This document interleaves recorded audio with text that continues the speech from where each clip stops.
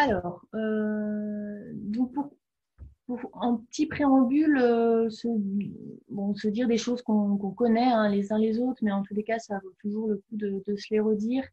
On a un constat actuel qui est quand même assez dramatique en termes d'état de la planète et du dérèglement climatique, hein, avec, vous voyez, les courbes qui sont des courbes d'augmentation des températures de la Terre et des océans, et qui sont depuis les années 20 en constante augmentation, et on atteint vraiment des très forts pics. Donc c'est vraiment une température moyenne globale qui augmente. Et la décennie 2000-2009 a été la plus chaude jamais enregistrée depuis 1850, donc, ce qui n'est quand même pas rien, sachant qu'avant on a très peu d'enregistrements. Donc voilà, on est vraiment sur des, des pics qui sont vraiment anormaux. Deuxième constat, ce réchauffement, aujourd'hui, à part quelques hurluberlus, on va dire, la majorité des scientifiques disent bien que ce réchauffement est d'origine anthropique, c'est-à-dire d'origine humaine, hein, puisque quand on compare les émissions de gaz à effet de serre anthropiques et les émissions de gaz à effet de serre globales et l'augmentation de la température sur la planète, eh bien, on a une corrélation très significative. Donc aujourd'hui, c'est avéré, la majorité du règlement climatique est due à notre activité humaine et notamment au développement de l'industrie et des transports. Mais on va le voir qu'on a chacun dans notre vie quotidienne un impact très très fort, puisque si on regarde un peu les consommations d'énergie qui sont, elles, émettrices de gaz à effet de serre, hein, ces consommations d'énergie, et bien vous voyez que la part, on est sur les consommations énergétiques françaises ici, la part du résidentiel est quand même très très forte, avec également la part du transport. Donc en gros, dans notre habitation et dans nos moyens de locomotion, on a un très très fort impact. Autour de 80% des émissions de gaz à effet de serre en France sont liées à ce que nous on fait au quotidien. Donc on peut aussi dire que l'industrie devrait faire des efforts, etc. Mais je crois qu'on a notre part à prendre et qui est quand même assez significative, et qu'on a chacun à faire un effort dans notre quotidien, à la fois dans nos moyens de transport qu'on utilise quotidiennement, mais aussi dans les maisons qu'on habite et dans ce qu'on utilise comme énergie.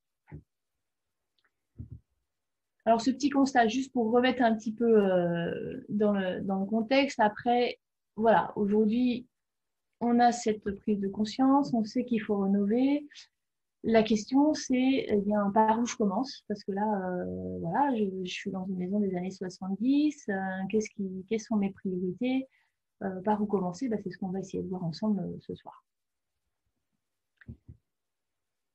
Alors, il y a une association qui s'appelle l'association Négawatt, donc pour consommer le moins de watts possible, qui a fait un scénario qui a été fortement plébiscité ces dernières années, notamment par les derniers gouvernements, et qui a été assez écouté, hein, ce scénario, dans l'idée de dire, bon, on est dans cette tendance hein, à l'augmentation de nos consommations d'énergie avec la flèche rouge qui monte. Est-ce que pour diminuer ces consommations, qu'est-ce qu'on peut faire? Le premier volet d'action dans leur scénario, c'est de dire on va d'abord faire de la sobriété. Sobriété, c'est de dire l'énergie la moins chère est celle qu'on ne consomme pas, prioriser nos besoins et de se dire est-ce que j'ai vraiment besoin d'aller chercher mon pain avec ma voiture, par exemple, tout simplement. Est-ce que j'ai vraiment besoin d'une maison de 250 mètres carrés alors qu'on n'est plus que deux maintenant? Voilà, essayer de prioriser nos besoins énergétiques essentiels, et déjà, hop, on fait descendre un petit peu globalement hein, à l'échelle de la France, hein, en faisant de la sobriété, on fait descendre un petit peu la courbe. Ensuite, deuxième volet, faire de l'efficacité. Et là, on est dans l'idée de réduire nos consommations d'énergie, nos quantités d'énergie, pour satisfaire un même besoin, c'est-à-dire qu'on n'est pas dans l'idée de revenir à la bougie ou d'être dans des maisons complètement toutes petites ou pas adaptées à nos besoins. On satisfait le même besoin, mais on consomme moins. Et globalement, pour notre maison, ça va être de dire on va isoler la maison, mettre un pull à la maison tout simplement. Et puis, une fois qu'on a à nouveau baissé avec l'efficacité, eh bien, on peut penser énergie renouvelable. Et là, les énergies renouvelables permettent en 2050, avec ce scénario, de subvenir à tous les besoins de la population française. Donc, si aujourd'hui, on essaye de faire la même chose, c'est-à-dire de passer tous aux énergies renouvelables, eh bien, ça ne passe pas, puisque on n'a pas diminué la première tendance, sobriété, et la deuxième tendance, efficacité. Donc, ça veut dire que c'est vraiment un travail cohérent qu'il faut mettre en place et que, à l'échelle du pays, hein, mais à l'échelle de la maison, c'est la même chose. Ça veut dire que nous, en conseil, si on reçoit des gens qui ont une passoire énergétique et qui souhaitent mettre en place, par exemple, du photovoltaïque pour produire de l'électricité, on leur dira que c'est plutôt une bonne idée d'un premier abord, mais on essaiera aussi de leur dire qu'il y a peut-être d'autres biais et d'autres efforts à faire en matière d'investissement pour déjà diminuer les consommations d'énergie de la maison, faire de la sobriété et de l'efficacité. Donc voilà, c'est vraiment aider. Cette démarche, elle est plutôt cohérente et elle va dans le sens de dire il y a des priorités et comment on fait pour aller au bout tous ensemble et pour que la production d'énergie renouvelable française puisse subvenir à nos besoins. Alors pour tout ça, eh bien, c'est le plus important quand même, c'est d'avoir une idée un peu de ce que consomme notre maison. Et pour avoir une idée de ce que consomme notre maison, on a ce petit graphique qui permet un peu de voir ce qu'il en est. Alors, je sais pas, vous voyez ma souris, du coup, Aînée? Oui, oui, on voit bien. Oui. Ouais. Voilà, donc ça donne les consommations d'énergie ici en kilowattheure par mètre carré par an. D'accord? En gros, ce qu'on appelle passoire énergétique et la moyenne française, elle est autour de 250 à 300 kWh par mètre carré par an actuellement.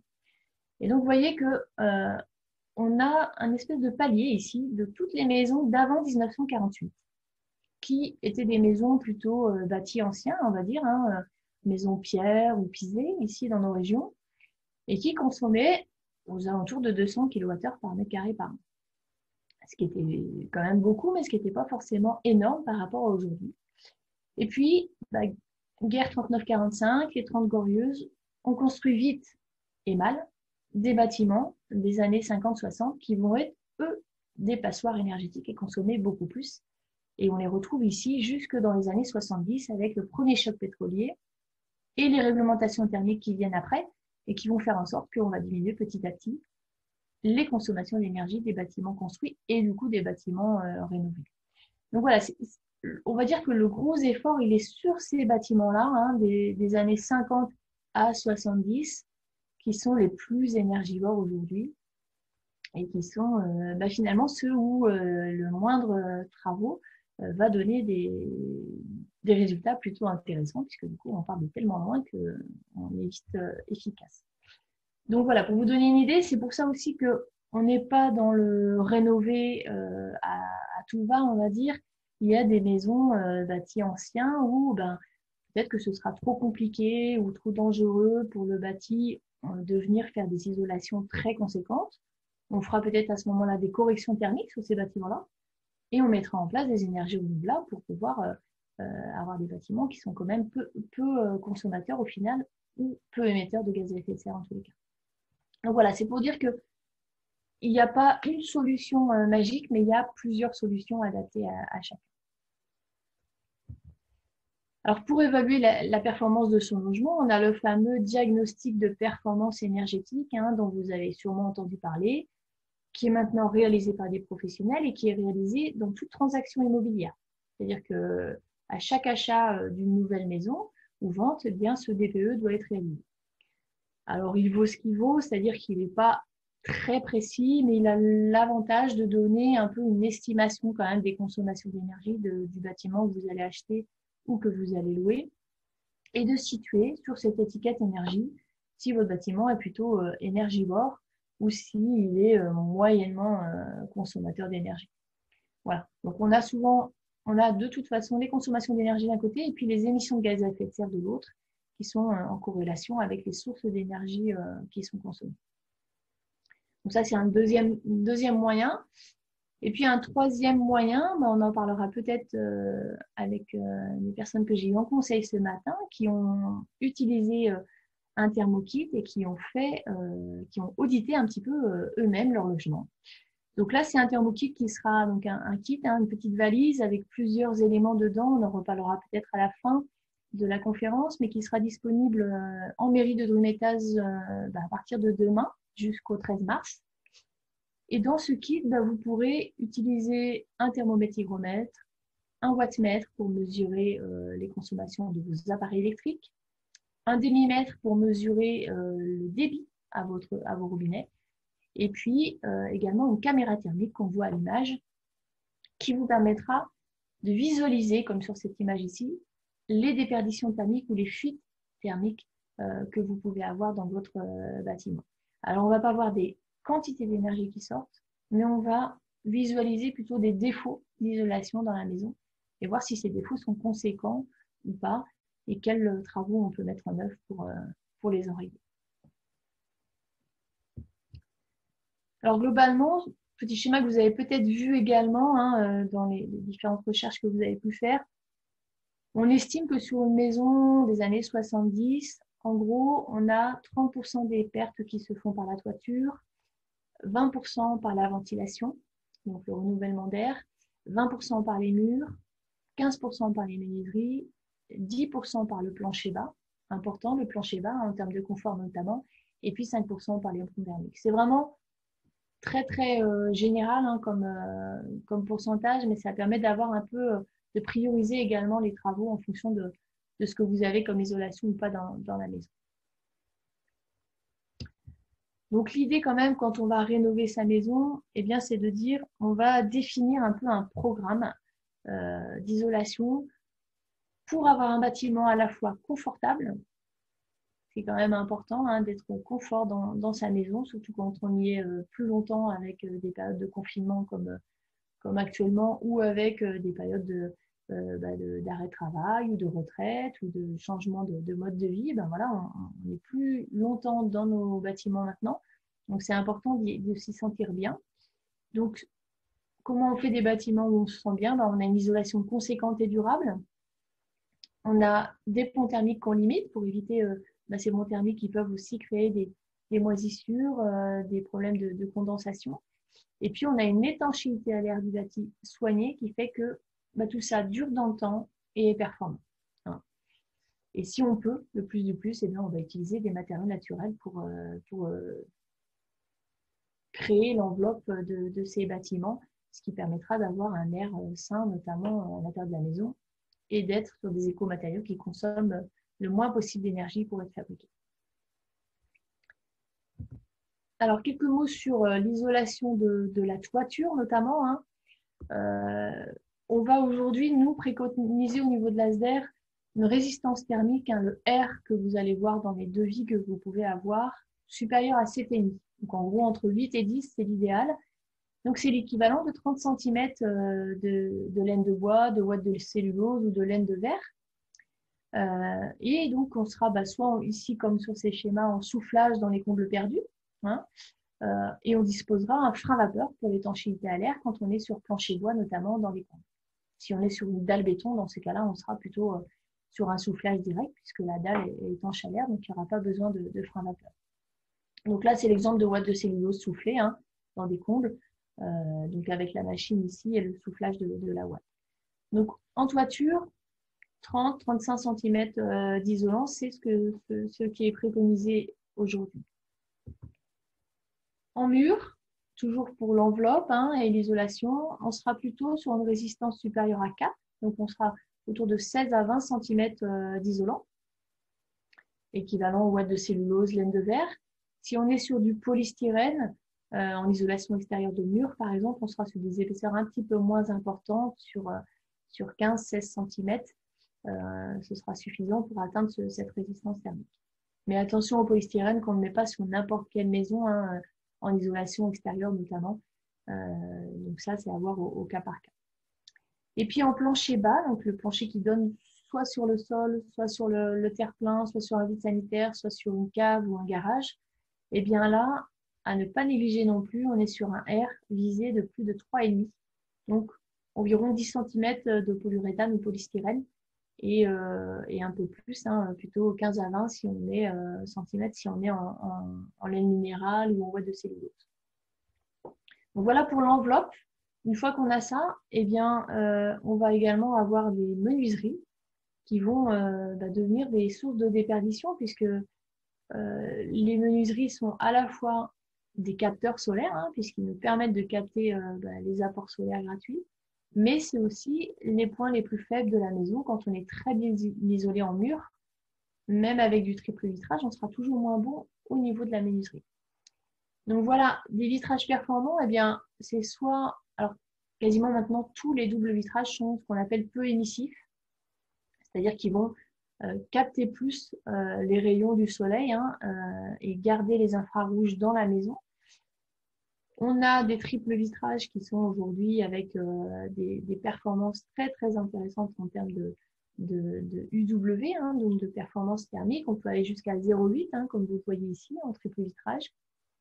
Et puis les facteurs solaires, qui sont les capacités du vitrage à capter les rayons du soleil, eh bien les triples vitrages deviennent de très bons capteurs solaires également maintenant.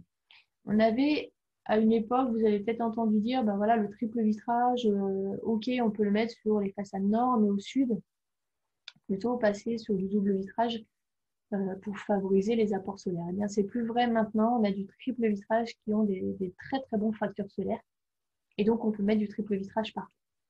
Sachant que le triple vitrage a un surcoût de 7 à 8% par rapport à du double. Donc c'est vrai que ça vaut le coup, quand dans une rénovation performante, de se poser la question et de faire un devis en triple vitrage. Alors l'importance aussi pour les menuiseries, hein, vraiment, le type de pose, très très important. Aujourd'hui, quand on prête des caméras thermiques, on s'aperçoit quand on a des poses ce qu'on appelle en rénovation, c'est-à-dire où on vient couper, vous savez, le dormant existant et on vient se fixer dessus, eh bien, on va quand même voir des ponts thermiques et des passages, des fuites d'air au niveau de l'ancien dormant. Donc nous, on préconise vraiment, quand c'est possible, hein, même si c'est des travaux plus importants, plus conséquents, mais une pose qu'on appelle en dépose totale. Donc on enlève complètement le dormant et on vient remplacer la menuiserie ancienne dans son ensemble. Donc évidemment, comme tous les travaux de rénovation, on va privilégier des professionnels RGE, à la fois pour la qualité et à la fois pour les aides financières associées. Et puis, on veillera à réfléchir à la pose de la menuiserie dans l'épaisseur du mur. C'est ce qu'on voit sur ce petit schéma ici. Si on envisage par exemple une isolation extérieure des murs, eh bien l'idéal, si l'intérieur de la maison est là et l'extérieur ici, ce sera de venir poser les menuiseries au plus près ici du mur extérieur pour venir faire revenir l'isolant directement devant le montant de la menuiserie. Et éviter d'avoir, vous voyez, ce retour de tableau qui est très difficile à bien traiter et qui fait un pont thermique avec un passage, une fuite d'air et puis une isolation qui sera beaucoup moins conséquente dans ce retour de tableau. Donc tout ça, c'est plutôt lié au phasage des travaux, mais c'est important d'y penser. Donc on change les menuiseries avant de faire l'isolation extérieure, quand on fait les deux, et on la pose le plus possible au nu extérieur du mur. Alors, une bonne isolation ne suffit pas, hein. C'est un petit peu comme si vous vous baladez en hiver avec un bon pull en laine bien chaud, mais qui a un petit vent frais. Et ben, la petite veste Gore-Tex, elle va être intéressante et très très importante pour avoir un confort thermique. Et ben, c'est la même chose au niveau de la maison. Et c'est ce qu'on va appeler l'étanchéité à l'air. C'est-à-dire qu'on a beau mettre un pull à la maison, si on a des petites fuites d'air et toujours un passage d'air à certains endroits, eh bien notre performance globale sera vraiment détériorée. Donc, à la fois une bonne étanchéité à l'air, donc c'est le fameux frein vapeur hein, qu'on voit un petit peu partout maintenant, hein, qui est très généralisé. Il va permettre de réduire les factures parce qu'on sera plus performant, d'améliorer le confort thermique parce qu'on n'aura plus ces petits courants d'air parasites, et puis surtout de bien gérer la gestion de l'humidité et de ne pas abîmer l'isolant avec un air chaud et humide qui pourra aller condenser dans certains coins, dans certains angles ou dans certains passages d'air et abîmer l'isolant qu'on aura mis à l'intérieur de la maison.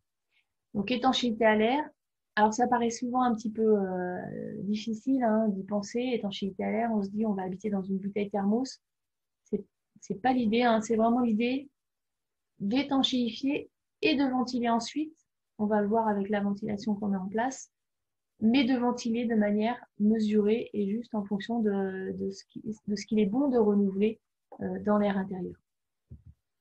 Donc voilà les produits d'étanchéité à l'air aujourd'hui. Hein, ça va être côté intérieur et bien des freins à vapeur quand on fait une isolation par l'intérieur, qui sont des membranes hein, qui sont fixées avec des adhésifs spécifiques, qu'on verra ici.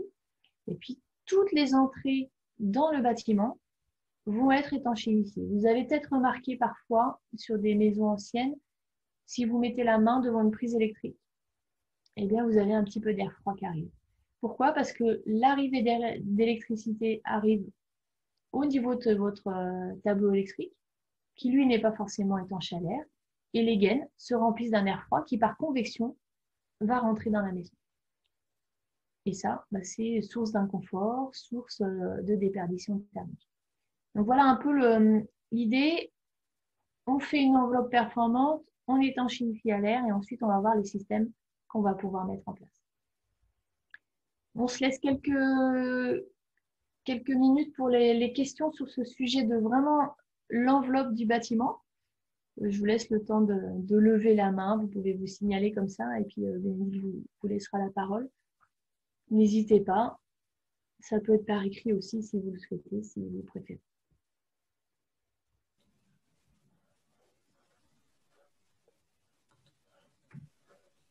Oui, bonjour à tous. Hervé.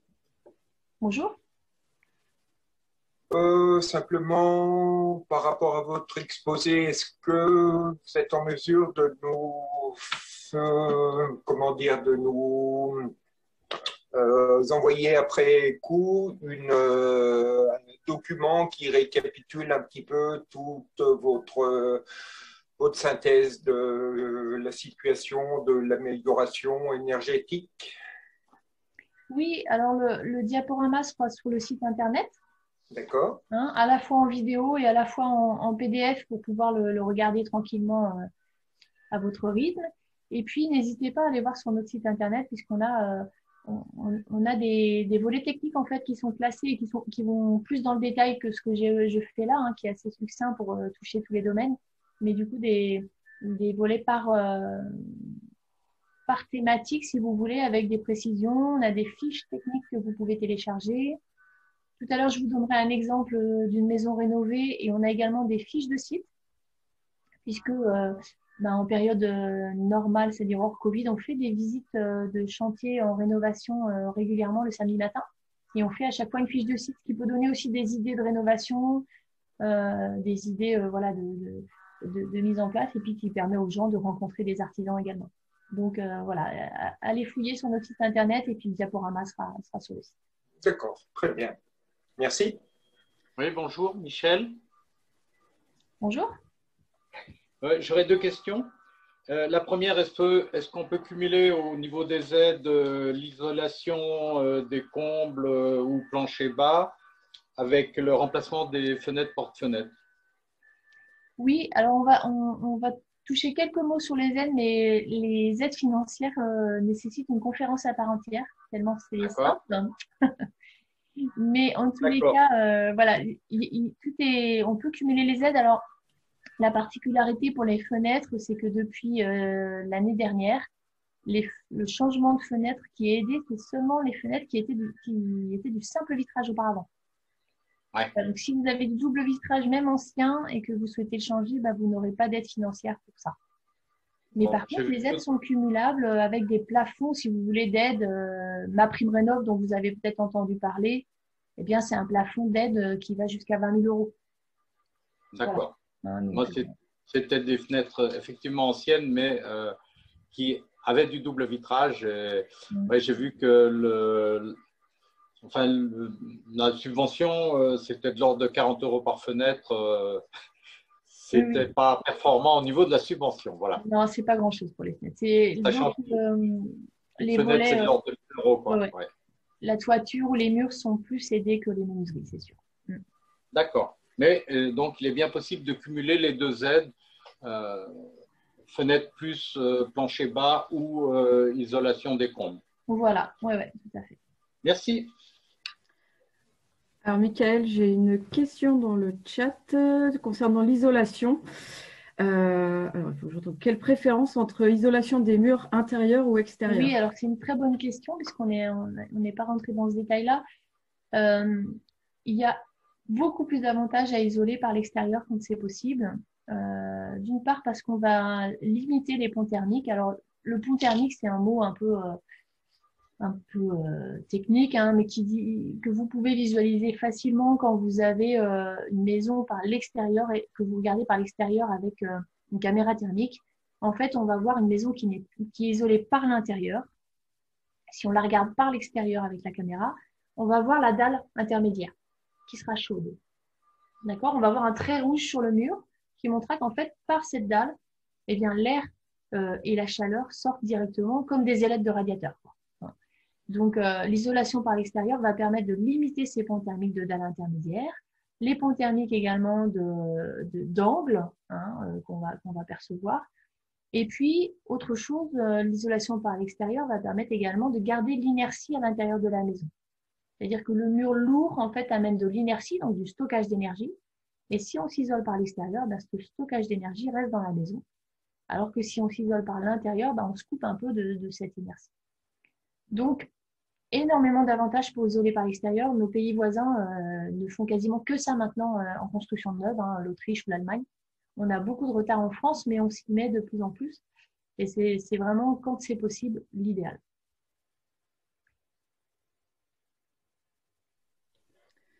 Alors, peut-être une autre question.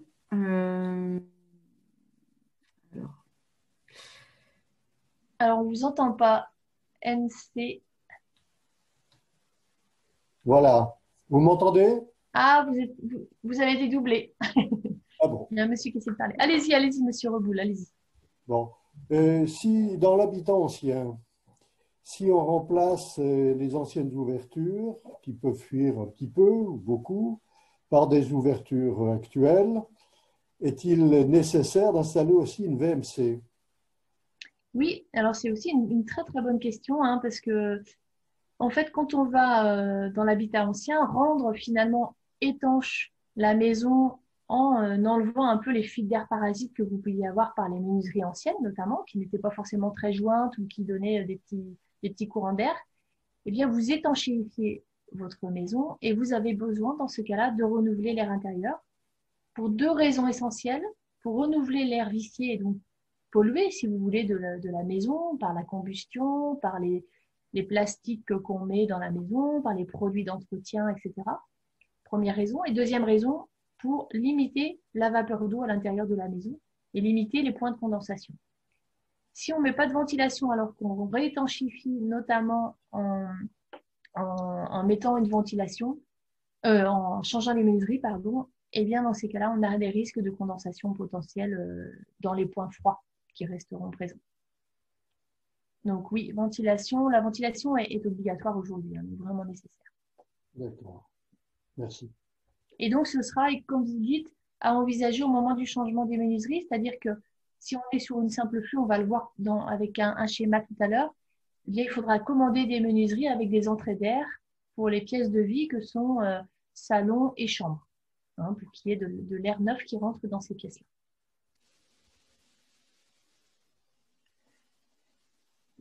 Bonjour Sylvie, moi j'avais une question par rapport à l'isolation de la toiture. Est-ce que l'isolation de la toiture, ça veut dire l'isolation des combles ou on peut faire que la toiture? Oui, alors nous, dans notre jargon, la toiture, en gros, c'est ce qui donne sur la partie extérieure, si vous voulez. Donc, si on a des combles non aménagés, eh bien, c'est les combles hein, à plat, quoi, hein, donc isolés à plat dans les combles. Et si on a des combles aménagés, eh bien, à ce moment-là, c'est la sous-pente qu'on va isoler. Soit par le dessous, donc en venant ramener un isolant par le dessous et ensuite une étanchéité à l'air, soit s'il y a une réflexion de toiture, idéalement, on découvre et on vient ramener un isolant par le dessus, ce qu'on appelle un sarking. Et dans ces cas-là, en rehaussant la toiture, on peut avoir des performances qui sont très intéressantes puisqu'on va pouvoir mettre une épaisseur d'isolant assez conséquente, ce qui n'est pas le cas quand on isole par le dessous puisqu'on est limité parfois par la hauteur à l'intérieur de la maison. Et en gros, si on a des combles non aménagés, on a plutôt intérêt à isoler à plat dans les combles. Et si on a des des combles à aménager ou aménager, eh bien, on isolera la soute. Donc ça veut dire qu'il faut faire les deux, quoi. Si on veut, il faut faire et les combles et la toiture. Non, si les combles sont aménagés ou pas? Non. Alors, si les combles ne sont pas aménagés, vous pouvez isoler à plat dans les combles. Seulement. Ah d'accord. En fait, vous aurez une zone tampon si vous voulez sous la toiture. Hein. Mais vous isolez à plat dans les combles en mettant une épaisseur conséquente et c'est même mieux pour la couverture et la charpente qui sera à nu, qui ne sera pas enfermée si vous voulez dans un isolant, que vous pouvez voir et de visu voir s'il y a des soucis et qui respirera mieux, donc c'est beaucoup mieux pour elle. D'accord, donc ça veut dire qu'on peut faire les combles sans faire la toiture, en fait. On peut isoler les combles sans isoler la toiture. Et c'est efficace quand même. Oui. Et si on a des combles aménagés? Eh bien là, il faut pareil. isoler en sous-pente. Non, là, il faut isoler sur la partie toiture. Les combles, ça sert à rien, en fait. Si on veut arrêter le froid, ça sert à rien. C'est plutôt la toiture. En fait, ce qu'il faut se dire, c'est qu'il faut isoler tout ce qui donne sur l'extérieur. D'accord. D'accord? Donc, tout ce qui donne au plus proche vers l'extérieur. Alors, il y a Monsieur NC qui a posé une question. Je vous laisse la poser. Alors, on ne vous entend pas. Et pourtant, votre micro est désactivé. Alors, je vais la poser pour vous. C'est celle qui était dans le chat. Alors, ça concerne... Non, il y en avait une autre. Ok, écrivez. Allez-y, j'attends. Alors, quand même, ce monsieur a posé une question. Quelle est la définition de la rénovation? Parfois, la rénovation est telle qu'il faut tout casser et refaire. Alors, c'était aussi ça répondait à... C'était dans la suite d'une autre question sur les aides financières, sur si on crée des ouvertures, y a-t-il des aides possibles? Donc, j'ai répondu que non, que ces aides-là, c'est uniquement pour la rénovation énergétique et que s'il y a création d'ouvertures, de menuiserie par exemple, les aides ne sont pas mobilisables. Tout à fait. Et effectivement, la notion de rénovation, notamment pour des bâtiments type grange, par exemple, qui n'étaient pas habitables, c'est ça la question. Eh bien, malheureusement, en fait, dès qu'il y a changement d'usage, donc on passe d'un bâtiment qui n'était pas habitable à un bâtiment habitable, et bien dans ce cas-là, on n'a pas d'aide financière. On est sur un changement d'usage et il y a vraiment un flou et un trou on va dire, dans la réglementation aujourd'hui, parce que même la TVA n'est pas la même. Hein. On n'a pas la TVA à 5,5. On est vraiment comme si on reconstruisait quelque chose. On est soumis à la réglementation thermique. Enfin voilà, c'est quand même assez drastique. Alors s'il y a une petite partie qui était habitable, typiquement un habitat savoyard avec une petite partie maison ancienne, et puis la grange au-dessus avec le foin ou le stockage, ou alors la grange à côté avec les animaux qui étaient à côté, on peut trouver à avoir une partie qui va être prise en compte, mais pas la totalité. Pour la partie changement d'usage, vraiment, c'est assez drastique de ce côté-là. Ouais. Alors, je fais la voix de Monsieur NC. Donc, les exemples que vous avez donnés, 30 cm d'isolant en toiture, 20 pour les murs, etc. À quel DPE cela correspond-il? RT 2020. Alors, il y avait une question dans le même genre. Est-ce que ces résistances thermiques annoncées, est-ce que c'est du niveau passif? Une maison passive.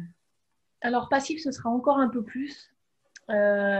Passif, on va être plutôt à 40 cm en toiture vraiment, et puis 25 dans les murs, 20 dans les murs, on va dire 20-25. Mais dans le niveau passif, en fait, ce qui va changer beaucoup, c'est tous les points de détail. Les petits ponts thermiques qui vont perdurer quand même en maison performante aujourd'hui. La ventilation qui sera nécessairement, en tous les cas, le plus possible vers une double flux. Enfin voilà, c'est sur ces petits points de détail. Par contre, en rénovant performant, on va le voir sur l'exemple tout à l'heure, en mettant vraiment performant en mur, toiture, menuiserie, plancher bas et ventilation même simple flux, on peut atteindre des niveaux de performance qui sont autour de 60-50 kWh par mètre carré par an. D'accord? Pour une rénovation. C'est-à-dire pas loin de la réglementation thermique actuelle pour le neuf. Voilà. Le niveau rénovation aujourd'hui, basse consommation, il est à 80 kWh par mètre carré par an. Et on peut atteindre un peu plus en étant vraiment très, très performant.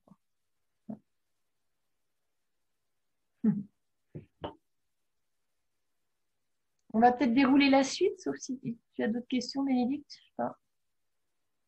Je regarde en même temps. Alors, il y a des questions qui concernent les aides financières. Est-ce que tu en parles à la fin? Ouais, j'en parle à la fin, donc on va peut-être les garder pour la fin. Oui, tout à fait. Ça marche. Bonsoir. Rémi, ça serait une question par rapport à l'argon que vous mettez dans le vitrage. Est-ce que c'est intéressant vraiment d'en mettre? Est-ce qu'il n'y a pas un risque de perte du gaz dans le temps? Alors, c'est vrai que c'est quasiment tout le temps maintenant, enfin, majoritairement, hein, des menuiseries avec de l'argon dans les doubles vitrages ou triples vitrages. C'est quand même plus performant. Si c'est bien fait, si c'est bien étanchéifié, eh bien, il n'y a pas de perte, quoi, hein. Après, il y a une notion par rapport à l'altitude, où on ne peut pas monter des menuiseries qu'on aura fabriquées en basse altitude, les monter en altitude avec un gaz qui n'aura pas la même pression. Donc, souvent, en très haute altitude, ils vont mettre le gaz sur place.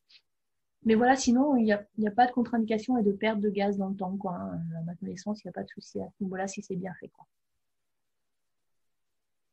D'accord, merci.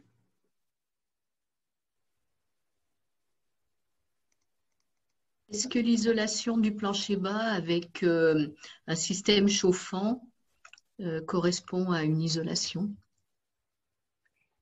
Alors, système chauffant, type plancher chauffant hydraulique ou résistance électrique, quelque chose comme ça? C'est ça. Ouais. En fait, en général, quand on pose ce type de, soit les résistances électriques, soit le plancher chauffant hydraulique, on vient le fixer sur un isolant. En général, du polystyrène, des plaques de polystyrène, et c'est fixé dessus. Donc, c'est pas forcément des épaisseurs très conséquentes, mais en tous les cas, il y a toujours une fixation sur un isolant. Il faut quand même bien vérifier à ce que l'épaisseur soit la plus conséquente possible, parce que on n'aura pas la sensation de paroi froide ou de sol froid, mais par contre, on pourra avoir des déperditions par le sol du chauffage directement. Donc, c'est quand même à vérifier, mais normalement, la bonne mise en œuvre d'un plancher chauffant, quel qu'il soit, il est fait sur un isolant. D'accord, ce qui veut dire qu'on ne peut pas substituer un isolant du plancher bas par le chauffage, par exemple, électrique, avec des Non, résistances. il faut quand même isoler, ouais. Ça, c'est sûr. On substituera, si vous voulez, en termes de confort, mais pas en termes de consommation d'énergie. Il y aura des pertes vers l'extérieur, que ce soit le plancher, le sol ou autre. Alors, peut-être une dernière question qui est intéressante sur la partie isolation. Donc, nous parlons beaucoup de l'isolation contre le froid, mais l'avenir, c'est aussi de nous protéger contre le chaud. Et du coup, comment arbitrer entre tous les matériaux? Oui, c'est vrai que c'est une bonne question parce que on s'en aperçoit, hein, même si cet hiver est un petit peu plus rigoureux, on a quand même des hivers qui sont beaucoup moins rigoureux qu'il y a 15 ou 20 ans. Par contre, on a des étés qui sont de plus en plus chauds, voire des canicules quasi chaque été. Donc, effectivement, se prémunir du froid, c'est pas très compliqué. C'est vraiment des épaisseurs d'isolation. Se prémunir du chaud, c'est un peu plus compliqué. On va être sur des choix d'isolants. Alors, les épaisseurs, évidemment, mais aussi des choix d'isolants. Pour se prémunir du chaud, on va être surtout sur l'isolation de la toiture. C'est ça qui va vraiment être primordial.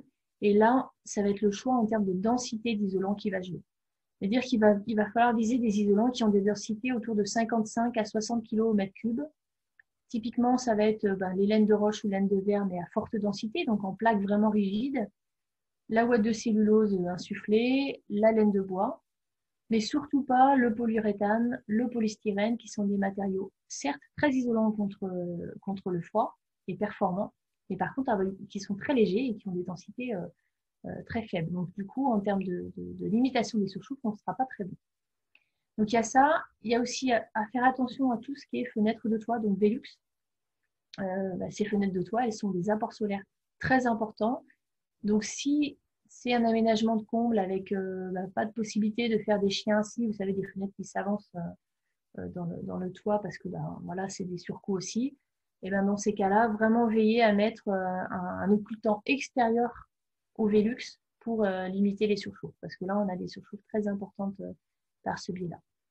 Et puis après, c'est pareil, hein, c'est de se dire, plus on est isolé, typiquement en passif ou en maison très performante, plus il faudra veiller à ce qu'il n'y ait aucun apport de chaleur l'été qui arrivent, c'est-à-dire ne pas oublier de mettre les volets roulants ou en tout cas la pergola sur la façade sud pour qu'il n'y ait pas du tout d'apport solaire en fait, qui va, dès qu'on aura un petit peu de chaleur dans la maison, elle va rester puisqu'on sera isolé. Donc voilà, on est vraiment dans le on se prémunit du chaud, casquette, c'est-à-dire avancée de toiture, pergola, isolation de la toiture avec une forte densité, et puis éviter de faire fonctionner aussi des appareils qui chauffent en été pour monter la température de la maison. Donc on privilégie le cuiseur solaire à la gazinière électrique pour faire un gâteau en été. Voilà. Mais effectivement, c'est une question d'avenir et il faut bien y penser. Ouais. On passe à la ventilation si ça vous va et puis on aura la suite après. Alors on le disait, on étanchéifie et c'est vrai que tout ça, ça pose quand même question de se dire ok, j'étanchéifie ma maison, mais est-ce que je fais pas... Alors j'ai un truc, ça n'avance plus, je vais refaire ça. Hop. Est-ce que je fais pas une bouteille thermos en étanchéifiant? Alors, il faut savoir quand même que ce qu'on disait tout à l'heure, c'est qu'il y a quand même un air pollué dans la maison. Aujourd'hui, on a des possibilités d'analyser un peu la qualité de l'air intérieur et on s'aperçoit qu'on a à la fois en fin de nuit dans les chambres des taux de CO2 très élevés qui peuvent être générateurs de mal de tête au réveil ou de sommeil pas très récupérateur. On a des apports de composés organiques volatiles, les fameux COV dont on entend beaucoup parler par tout ce qu'on amène un peu dans la maison. Ça peut être des meubles suédois, par exemple. Ça peut être des Monsieur Propre ou autres systèmes de lavage ou d'hygiénisation qui sont émetteurs de composés organiques volatiles très conséquents. Et puis la vapeur d'eau qui est accumulée dans l'air par la cuisson, par notre respiration, par le séchage du linge, par le bain et les douches, etc. On a une vapeur d'eau importante accumulée dans la maison et cette vapeur d'eau, il faut bien l'évacuer. Donc la ventilation, elle permet vraiment d'évacuer ça et d'assurer une qualité de l'air dans la maison. Alors comment ça marche? Le principe, ça va être de dire, on va avoir une extraction de l'air vicié en cuisine, WC et salle de bain, et puis éventuellement atelier et buanderie. Donc on a un bloc ici, donc là on est dans la ventilation simple flux. On a un bloc ici qui est branché à différents tuyaux qui ramènent à des bouches. Donc ce bloc en général, il est placé soit en salle de bain, en faux plafond, soit en comble. Et puis on a des amenés d'air neuf dans les chambres et dans le salon par des petites grilles qui sont sur les menuiseries. Donc à anticiper, comme on le disait tout à l'heure avec monsieur, quand on va changer une menuiserie. Et ces entrées d'air, elles peuvent être hygro-réglables, tout comme les extractions, c'est-à-dire qu'elles vont s'auto-réguler en fonction du taux d'humidité. C'est une petite membrane qui, à l'intérieur, est plus ou moins serrée, enfin courte, si vous voulez, en fonction du taux d'humidité, et qui ouvre plus ou moins le clapet d'amener d'air. Ce qui fait que s'il n'y a personne dans la maison et quasiment pas d'humidité générée, elle va être fermée au minimum, comme ça on n'aura pas trop d'entrée d'air.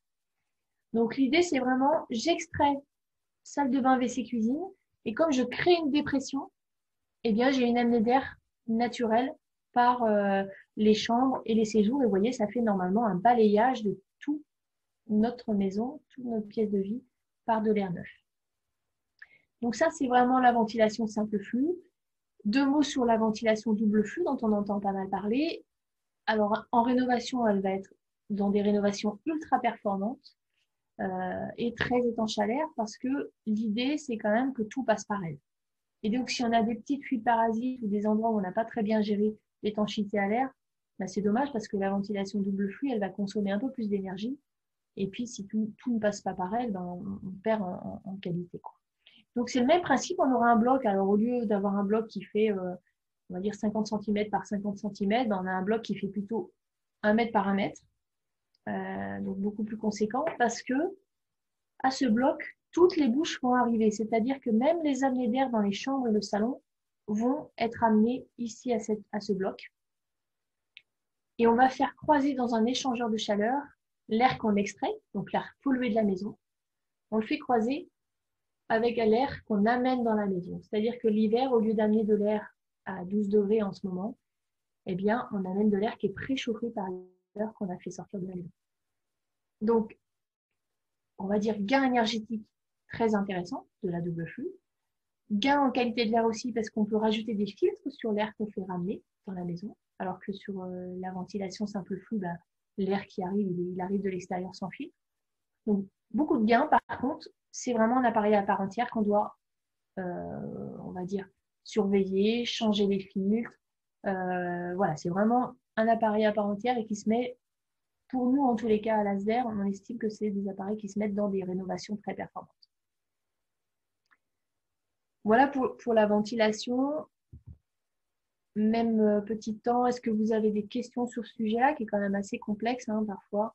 Monsieur Reboul. Allez-y. Voilà, j'ai ouvert le micro.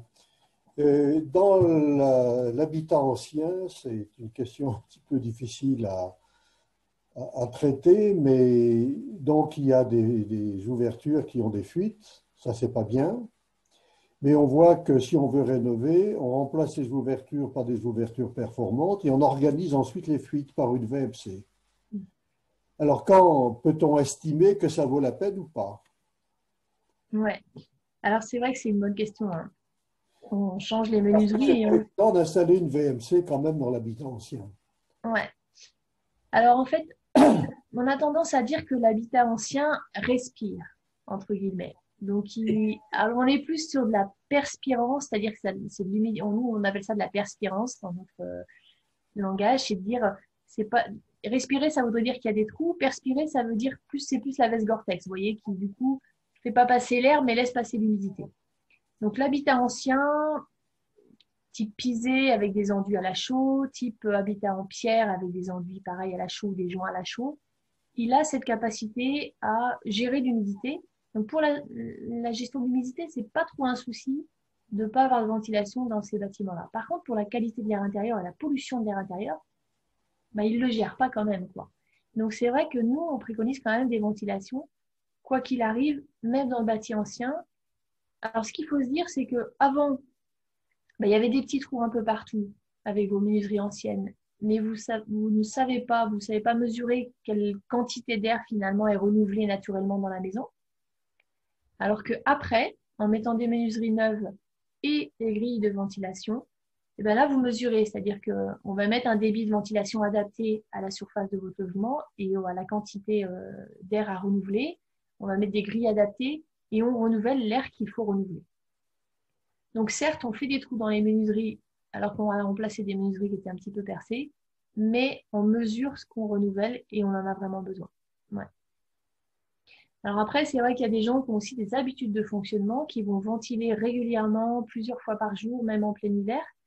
Mais même la ventilation, en tout cas l'ARS, hein, qui suit un peu tout ce qui est santé et habitat, on nous parle beaucoup de ventilation par rapport au Covid en ce moment, mais il n'y a pas que le Covid dans la vie, heureusement.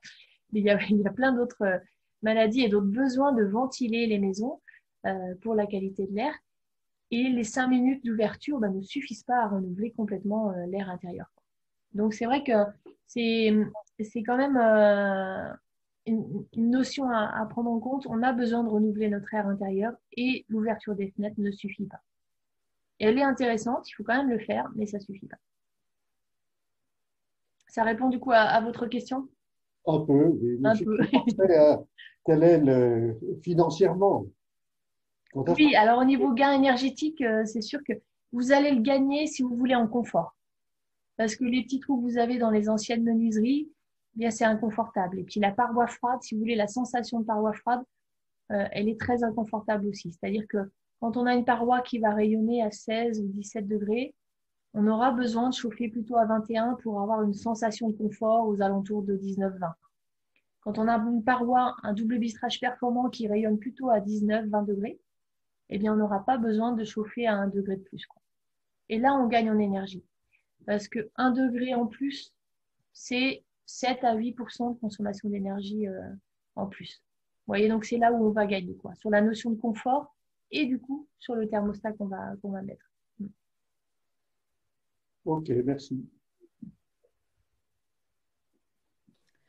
Il y a une question pour connaître le dimensionnement de la ventilation, quel professionnel est le plus pertinent?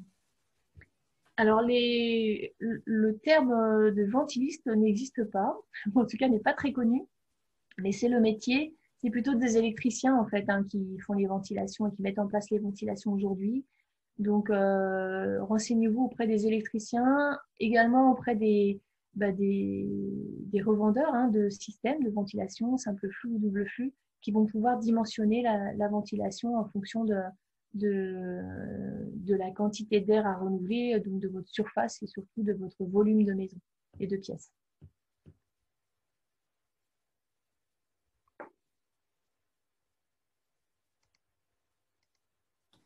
Je pense que tu peux poursuivre. C'est bon? Alors, donc on a fait, si on revient un peu sur ce qu'on a dit, hein, on a une enveloppe performante, puisqu'on commence quand même par diminuer la consommation d'énergie, comme on l'a vu un peu dans la démarche mégawatt. On a bien étanchéifié tout ça et on a renouvelé l'air avec la ventilation. Eh bien, on peut réfléchir au système de chauffage qu'on va devoir choisir. Alors, plusieurs systèmes de chauffage. Hein. On va avoir les chaudières granulées bois, les chaudières gaz performantes avec des chaudières. Pardon, je change de. Excusez-moi. Hop. Donc, on va avoir les chaudières gaz à condensation, les pompes à chaleur. On va revenir en quelques mots sur tout ça. Les poêles indépendants, que ce soit à bûche ou à granulés. Et puis, le chauffage solaire qui permettra également d'avoir une base de chauffage.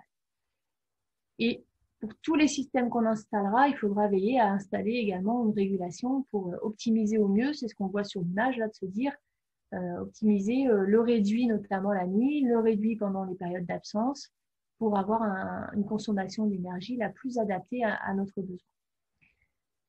Alors nous, concrètement et assez simplement, puisque là on est vraiment sur une conférence sur la rénovation dans son ensemble, on ne va pas revenir sur chaque système, mais on aura tendance à l'ASDER à vous conseiller dans un premier temps, quand c'est possible, d'aller vers le bois granulé, avec les chaudières granulées qui viennent remplacer une chaudière gaz vétuste ou une chaudière fuel vétuste également. Ça remplace la chaudière dans son ensemble, ça fait office de chauffage central et également de production d'eau chaude sanitaire. Et puis, on a une automatisation avec un silo accolé à la chaudière qui est rempli une fois par an et qui vient avec une vis sans fin remplir au fur et à mesure des besoins le bol de combustion de la chaudière. Donc ça, c'est un des modes de chauffage qu'on privilégiera à l'ASDER. Deuxième mode de chauffage intéressant aussi, les chaudières gaz, puisque du coup, on arrive notamment avec les chaudières gaz à condensation avec des performances très intéressantes. Alors même si le gaz aujourd'hui vient de pays voisins, voire lointains, on peut imaginer à plus ou moins long terme un gaz qui sera issu de gaz renouvelable avec la méthanisation agricole qui se développe de plus en plus et qui aujourd'hui peut être injecté dans le réseau gaz. Donc ça peut avoir un intérêt aussi quand on a le gaz de ville et un réseau gaz proche. Quand c'est du propane, là, en termes de coût énergétique, on est vraiment trop élevé. Ensuite, les pompes à chaleur, eh bien là, on va avoir tendance, en Savoie en tous les cas, à déconseiller les pompes à chaleur RO, où on a un prélèvement des calories sur l'air extérieur, puisqu'en termes de rendement énergétique et de consommation d'énergie, on ne sera pas très bon. On va être bon en mi-saison. On aura un bon rendement en mi-saison, mais dès qu'on sera sur des températures très froides, eh bien, on sera quasiment sur du chauffage électrique. Et l'électricité aujourd'hui, c'est l'énergie la plus chère. D'accord? Donc, c'est vrai qu'en termes de, à la fois, coût énergétique, mais aussi production actuelle de l'énergie en France, qui est quand même à majorité nucléaire, eh bien, nous, on aura tendance à déconseiller ça, surtout dans nos climats. Et puis ensuite, eh bien, il y a tout ce qui est système solaire, où là, on va le voir avec une petite diapo ensuite, où on peut faire une base de chauffage avec le chauffage solaire quand on a une toiture bien orientée, et puis soit un appoint par la chaudière granulée ou la chaudière gaz, soit un appoint indépendant, qui peut être un appoint par un poêle à bois, bûche ou granulé. Donc voilà en gros les différents systèmes de chauffage.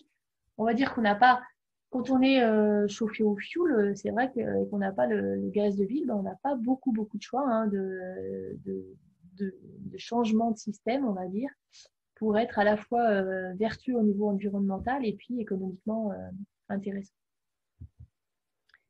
On va revenir un petit temps de questions, hein, vous inquiétez pas sur la partie chauffage, mais juste quelques mots sur le bois énergie, parce qu'on entend souvent dire aussi, OK, le bois énergie, mais si tout le monde se chauffe au bois énergie, qu'est-ce que ça donne? Est-ce qu'on en aura toujours? Le granulé, est-ce qu'il augmente, etc. Alors, on n'est pas devin, donc on ne peut pas vous dire le prix du granulé dans 10 ans. Ce qu'on peut vous dire, c'est qu'aujourd'hui, le granulé ne suit pas la courbe du pétrole. Donc, il n'est pas annexé sur la courbe du pétrole. En termes de croissance de nos forêts, eh bien, en Rhône-Alpes, on a une croissance d'environ 6 millions de mètres cubes par an et qu'on exploite actuellement que la moitié de ces 6 millions. Donc, en termes de potentiel d'exploitation du bois énergie, on est très loin d'être à notre maximum et on a un potentiel très intéressant au niveau du bois énergie. Donc à ce niveau-là, pas trop d'inquiétude. Au niveau production de granulés, eh bien, on a plusieurs producteurs de granulés en Rhône-Alpes, on est très très bien lotis et donc on a vraiment la possibilité d'avoir différents producteurs qui font des livraisons par camion souffleur ou de la production en sac pour les poêles à granulés. Donc pas trop d'inquiétude sur ce sujet-là. À notre sens, on est vraiment sur quelque chose d'intéressant. Et puis, autre question, est-ce que le chauffage au bois, ça pollue? Très bonne question aussi. Hein. La pollution, elle est liée à la combustion et au rendement de l'appareil, essentiellement. Et aujourd'hui, eh bien, on a des appareils qui ont vraiment fortement évolué ces dernières années. Et vous voyez que le rendement, il va pour un foyer ouvert à 10% de rendement. Donc, la fameuse cheminée qui est plutôt sympa, mais qui fait du bien plutôt psychologiquement, on va dire, que réellement et qui ne chauffe pas forcément réellement la pièce, eh bien, elle a 10% de rendement, ce qui est vraiment rien du tout. Hein. Et le poêle performant, aujourd'hui, un poêle à bûche performant, il peut être à 75 à 80% de rendement. Et un poêle à granulés, on peut être à 87% de rendement. Donc, vous voyez la différence. Et plus on a un bon rendement, plus ça signifie que le rendement, en gros, c'est la quantité d'énergie valorisée sur mon énergie contenue dans le bois. Donc, ça veut dire que quand j'ai un bon rendement, c'est que j'ai brûlé au maximum le bois et que j'ai eu une bonne combustion, que j'ai peu de cendres, peu de résidus, et du coup, peu de résidus également en termes de qualité d'air et de pollution de l'air.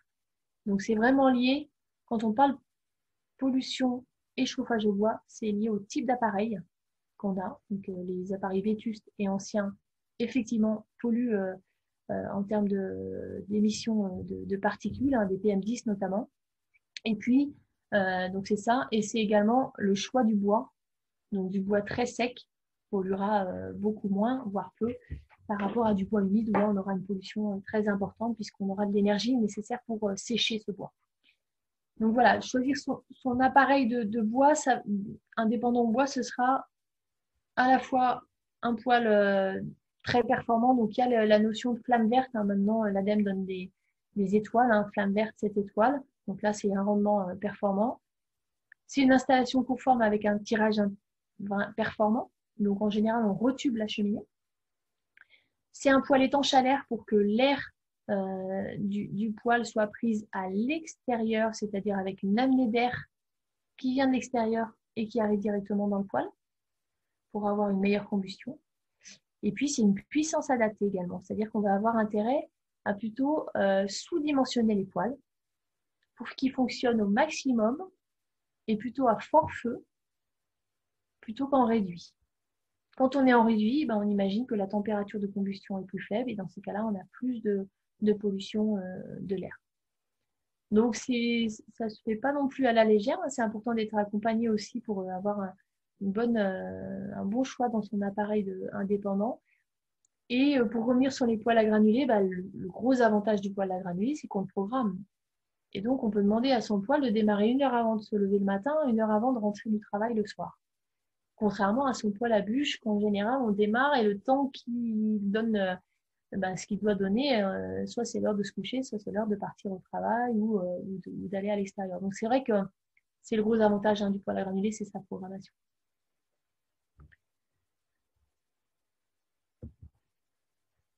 Voilà, alors quelques mots sur le solaire thermique. Le solaire thermique, donc c'est les capteurs donc, qui sont posés en toiture ou en châssis, hein. C'est possible également pour les orienter correctement de les poser en châssis.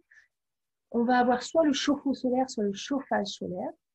Alors le chauffe-eau solaire qui est plus connu, on est en production donc d'eau chaude, hein. Donc on a un liquide qui est souvent un glycol, hein, qui est du coup un antigel, qui circule dans les capteurs, qui est chauffé par le soleil et qui vient céder ses calories dans un ballon à de l'eau, qui elle va être l'eau chaude sanitaire de la maison. En gros, aujourd'hui, pour une famille de 4 personnes, on est sur des dimensionnements de 2 à 3 capteurs, hein, pour avoir nos besoins bien ajustés. Et puis le chauffage solaire, bah là on est sur des surfaces plus importantes, hein, pour en gros 120 mètres carrés de maison, on sera plutôt à 10 mètres carrés de capteur. Et là, même principe, on vient céder des calories en général dans un ballon tampon et cette eau-là va circuler dans les radiateurs ou planchers chauffants avec un appoint qui peut être un appoint chaudière granulée, chaudière gaz ou autre, ou électrique si besoin. Voilà le principe du chauffe-eau et du chauffage solaire. Donc là, on est vraiment dans l'idée de se dire, on a une partie d'énergie gratuite pour subvenir à nos besoins sur 25-30 ans, puisque les capteurs solaires ont très peu d'usure, hein, donc peuvent durer vraiment très longtemps. Donc c'est vraiment un investissement sur du long terme, mais qui a toute sa place au regard de l'évolution des différents prix d'énergie. C'est la seule énergie dont on connaît le prix dans 10 ans, quoi. Celle-là, on peut donner le prix dans 10 ans sans souci. Sauf si un jour on taxe le soleil, mais en tous les cas, c'est pas parti pour.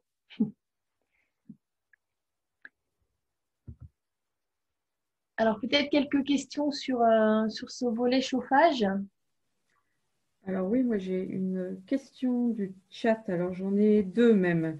Je vais commencer par la plus ancienne sur les pompes à chaleur. À partir de quelle température la pompe à chaleur consomme-t-elle beaucoup d'électricité? Alors c'est en général quand on est à moins de 7 à 8 degrés d'air extérieur. C'est pour ça que leur rendement optimal est donné en général, il est donné à 7 degrés. Donc quand c'est en dessous, c'est vrai qu'on est à des rendements qui vont être moins bons, quoi, que ceux annoncés. Merci. Deuxième question concernant le solaire thermique. Donc, le solaire thermique contient-il des matériaux rares et polluants comme le photovoltaïque? Et quelles sont la durée de vie de ces panneaux-là? Alors, durée de vie des panneaux solaires thermiques, aujourd'hui, on est plutôt à 25-30 ans. Il n'y a pas d'usure dans les capteurs. Ce qui va s'user, c'est plutôt les pompes de circulation, hein, donc comme dans un système de chauffage classique. Et je dirais, il y a des panneaux qui ont 25 ans aujourd'hui et qui fonctionnent encore. Donc, on n'a pas, on va dire, un retour suffisant pour savoir vraiment la durée de vie. Alors, les capteurs solaires thermiques sont très simples de fonctionnement, hein. C'est vraiment des tubes de cuivre sous une plaque de verre avec un isolant dessous. Pour faire l'effet de serre, on a la plaque de verre, on a une plaque noire sur lesquelles sont posés les tubes et on vient chauffer ce qui circule dedans. Donc là, aucun produit, si ce n'est le cuivre, qui sont des produits rares. Deux mots sur le photovoltaïque, quand même, ce ne sont pas des terres rares, hein, qui sont utilisées pour le photovoltaïque, contrairement à ce qu'on entend parfois. Le photovoltaïque utilise des composés qui sont tout à fait recyclables. Aujourd'hui, il y a tout un réseau de recyclage des panneaux photovoltaïques. Alors, même chose, ça démarre doucement parce que on n'a pas 40 ans de recul, hein, sur le photovoltaïque. Mais on ne vient pas prendre des produits qui seraient utilisés dans d'autres domaines ou qui seraient des terres rares. Donc, pas d'inquiétude là-dessus. Justement, l'association Négawatt a créé un site qui s'appelle, je vous mettrai le lien, peut-être Bénédicte, tu vas pouvoir le retrouver pour le chat. PV Cycle. Oui, alors PV Cycle, c'est pour le recyclage du photovoltaïque, mais les idées reçues sur les énergies. Si tu peux retrouver le lien et le donner à tout le monde, parce que où on a ce type d'idées reçues qui sont véhiculées par des lobbies, hein, voilà, clairement. Hein, donc, l'association Négawatt, avec ses experts, en fait, répond à toutes ces idées reçues assez précisément avec des arguments qui permettent d'avoir les réponses adéquates.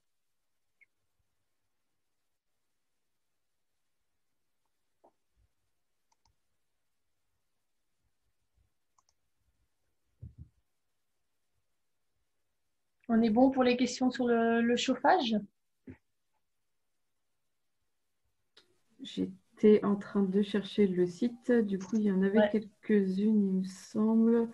Alors, le budget d'une chaudière à granulés.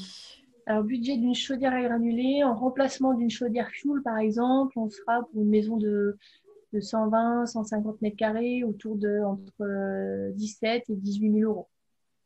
Voilà. Quand même. Oui, quand même. Ouais.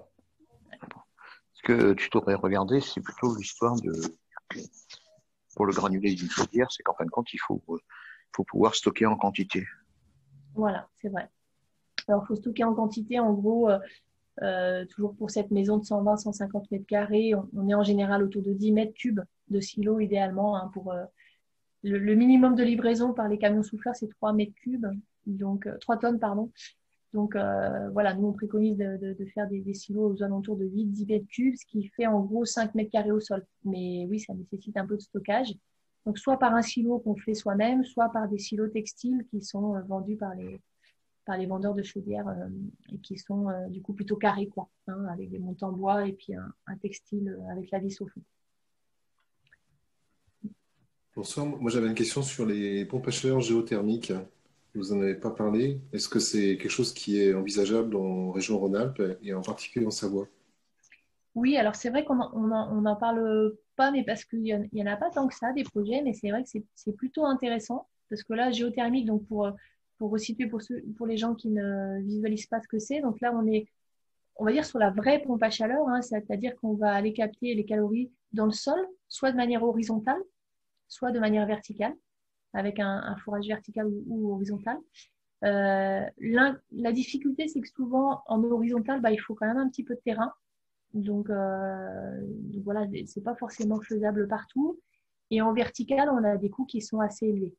Donc c'est ce qui fait que c'est pas très développé. Mais par contre, si c'est fait en bonne et due forme et qu'on a la possibilité de le faire, on est sur des rendements qui sont très intéressants et des coefficients de performance très intéressants.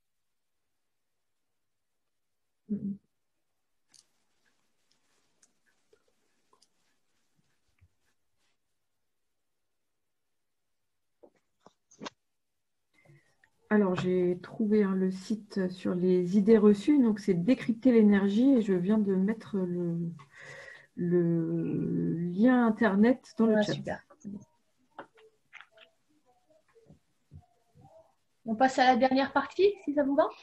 Sinon, on va dépasser un peu notre temps imparti. Alors, juste pour terminer, un petit exemple de rénovation d'une maison des années 60, 1958, puis après, on parlera des aides financières. Donc, maison assez classique, avec à la fois, vous voyez, oups là, j'ai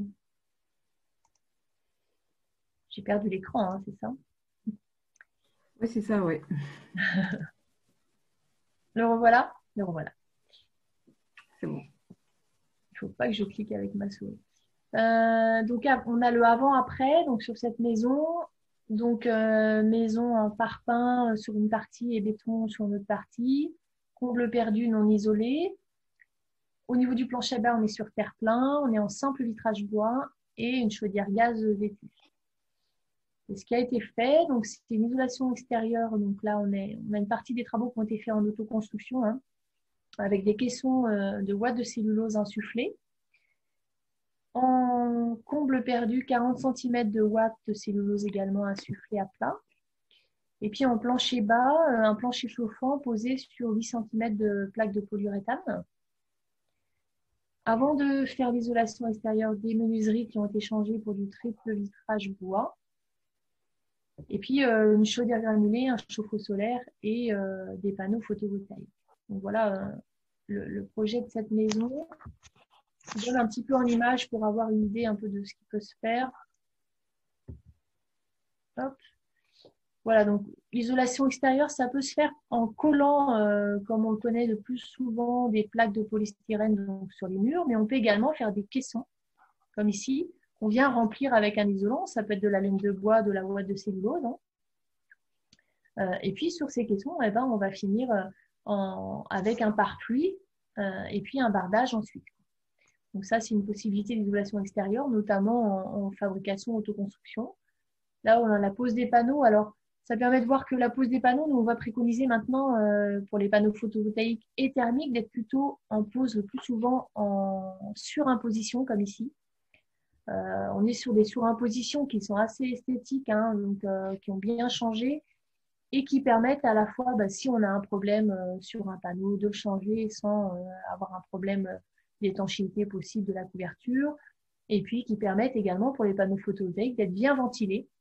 Et la production du photovoltaïque, en fait, diminue avec la surchauffe. Donc, en été, on a plutôt intérêt à ce que les panneaux soient bien ventilés et donc pas intégrés en toiture et enfermés dans un isolant.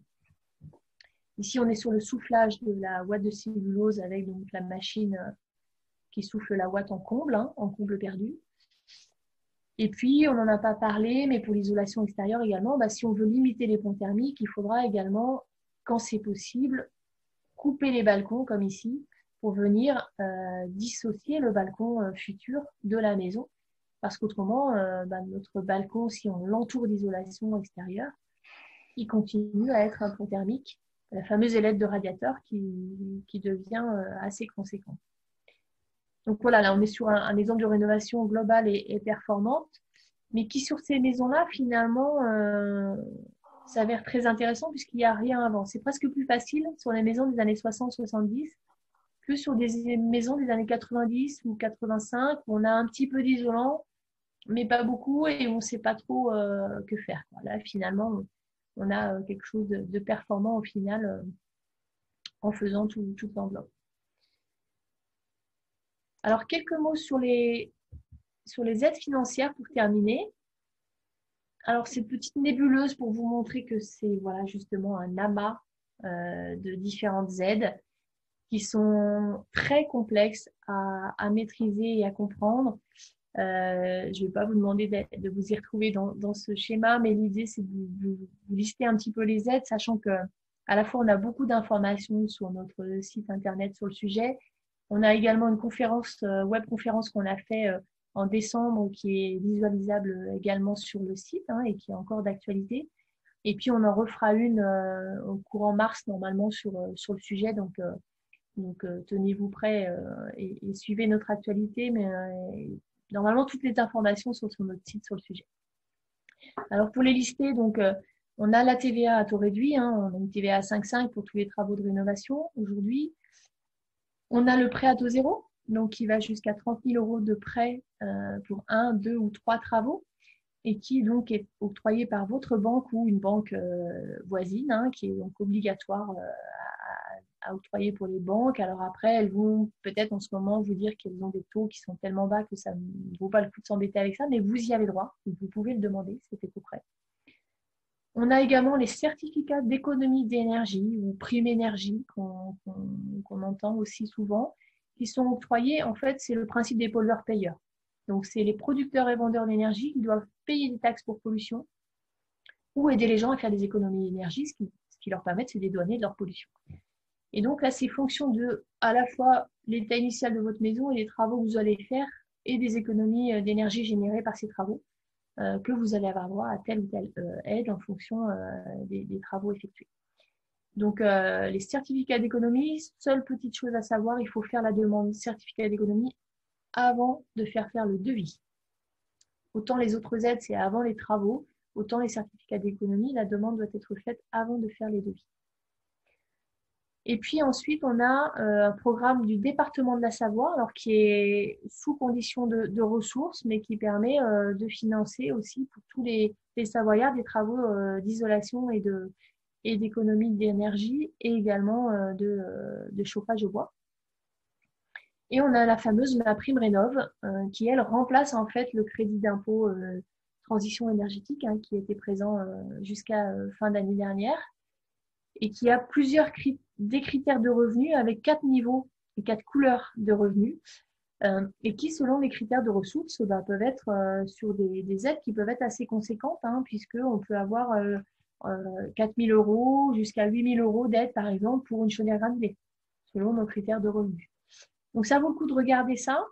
on va aider la prime rénov, elle va aider toute l'enveloppe, les changements de menuiserie que si on était en simple vitrage avant, et puis tous les systèmes performants, énergie renouvelable et systèmes de chauffage performants. Donc voilà, n'hésitez pas à regarder nos fiches sur notre site internet pour ces aides financières et à revisualiser également la conférence sur le sujet. Mais c'est vraiment une conférence à part entière, donc on ne peut pas rentrer trop dans le détail par rapport à ça. Donc sachez que nous,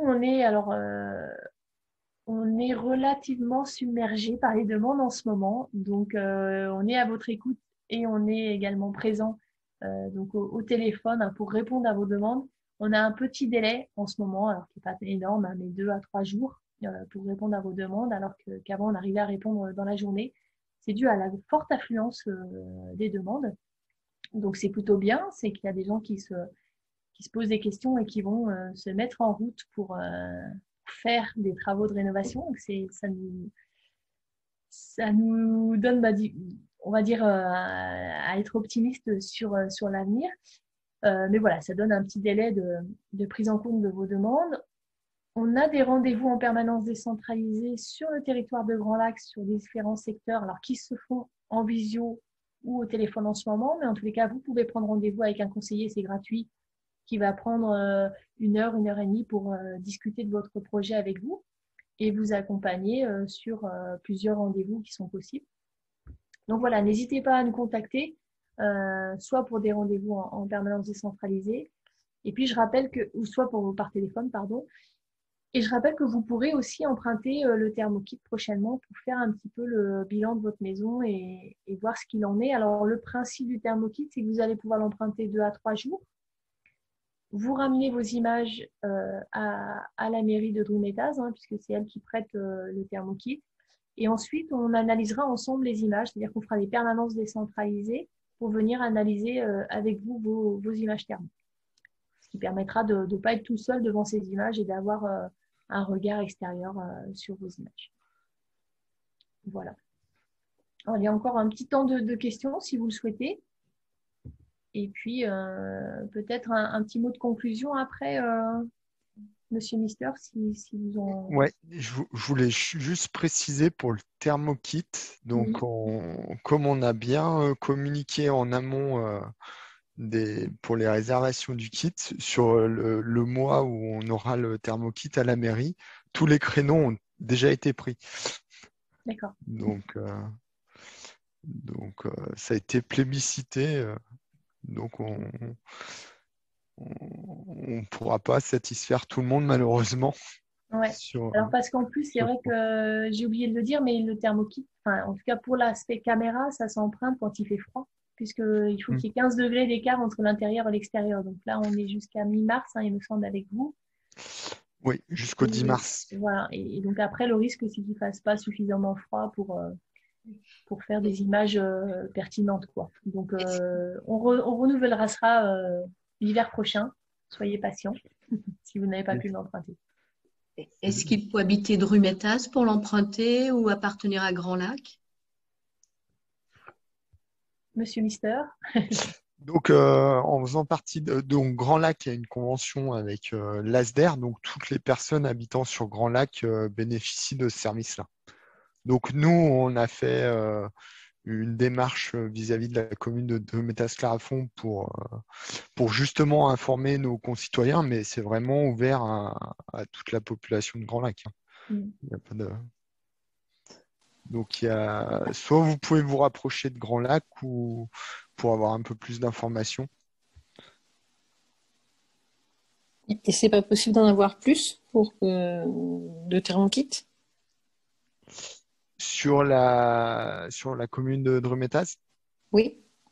Et en fait, il y a un nombre de thermokits aujourd'hui qui est figé. Donc, peut-être que sur les années à venir, Grand Lac va réinvestir dans des valises. Donc, c'est des valises qui ont un coût. Il y a une caméra thermique, des wattmètres et des équipements pour mesurer divers éléments. Donc, on voit qu'il y a une forte demande. Donc, peut-être que Grand Lac va réévaluer ce besoin-là. Donc, en tout cas, je leur remonterai cette question pour peut-être changer un peu la stratégie et investir un peu plus. Parce que là, si on n'est pas inscrit, c'est trop tard, quoi. C'est ça? Pour Drumettaz, ouais, ça va être trop tard. Donc, alors, vous pouvez toujours nous appeler à l'ASDER pour essayer de l'emprunter, puisqu'on en a deux qui restent encore ici de Grand Lac. Donc, on va pouvoir les prêter ponctuellement, quoi, hein. Mais c'est vrai qu'on est un peu. Alors, le Covid aussi a pas mal changé les choses, hein, parce qu'habituellement, on les prête beaucoup plus tôt. Donc, on a décalé les prêts. Ça complique un peu la donne. On a vraiment hésité à les prêter cette année. Mais voilà, appelez-nous et puis on verra ensemble si c'est possible ou pas.